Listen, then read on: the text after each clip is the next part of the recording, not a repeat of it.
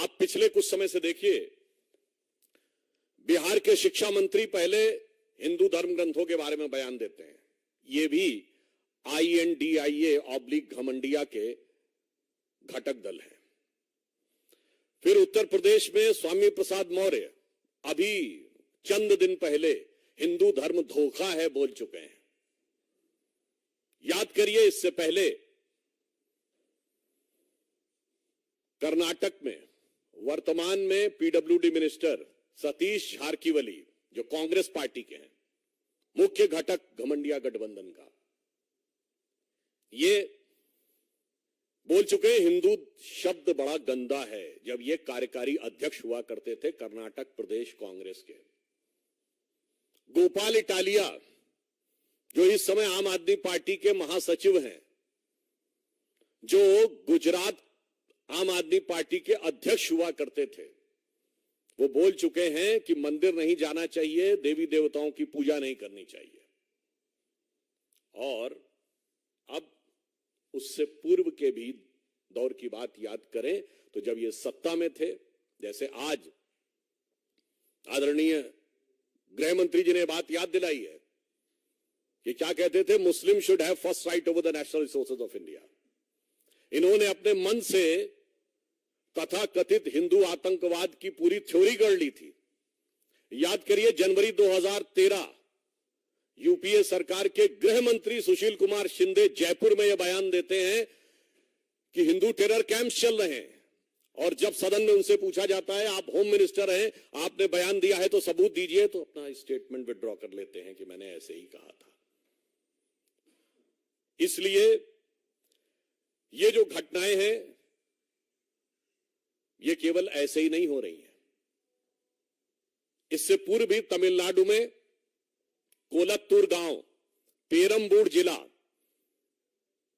वहां पर कुछ साल पहले यह कह दिया गया कि मुस्लिम समाज की आबादी 70% हो गई है, तो मंदिरों में पूजा नहीं होनी चाहिए क्योंकि उनकी धार्मिक भावनाएं हर्ट होती हैं।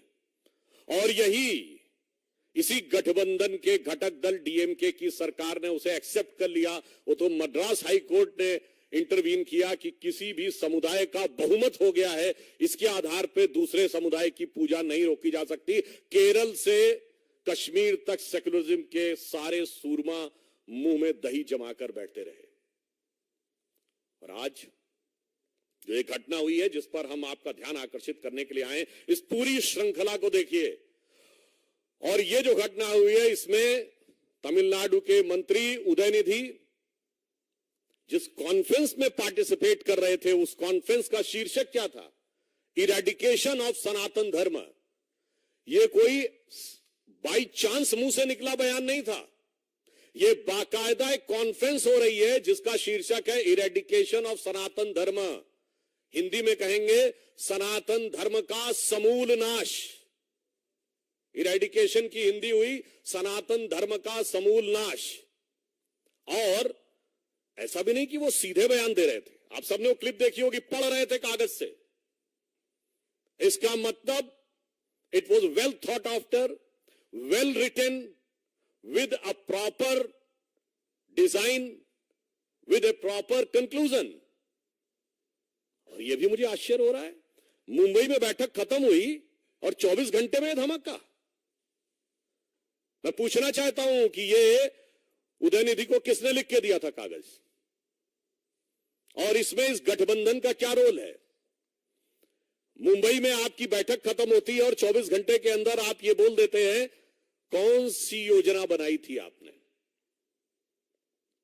और जब आप किसी समुदाय, किसी संस्कृति के समूल नाश की बात करते हैं, तो मैं कहना चाहूंगा unequivocally and technically it is the case of hate speech, and we are not having any ray of hope from any government of this INDIA/Ghamandiya Gadbandhan. So I would like to remind that the Honorable Supreme Court of India has given an observation that they will take a suo motu cognizance of any hate speech.